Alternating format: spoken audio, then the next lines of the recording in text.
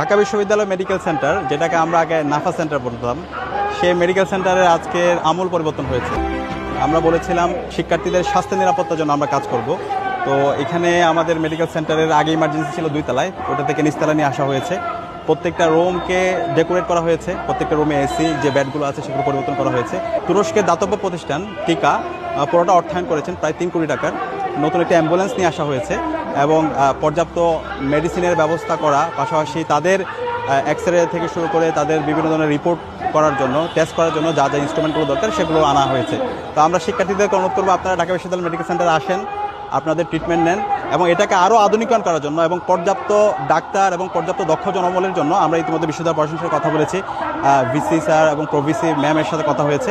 তো আমরা আশা করছি বিশ্ববিদ্যালয়ের শিক্ষার্থীরা এই মেডিকেল সেন্টারে এসে তারা তাদের পর্যাপ্ত ট্রিটমেন্ট পাবে এবং এটাকে আরও আধুনিকায়ন করার জন্য আমরা শিক্ষার্থীদেরকে সাথে নিয়ে তাদের আকাঙ্ক্ষার আলোকে আমরা আমাদের মেডিকেল সেন্টারকে কাঙ্ক্ষিত হিসাবে আমরা নিশ্চিত করব।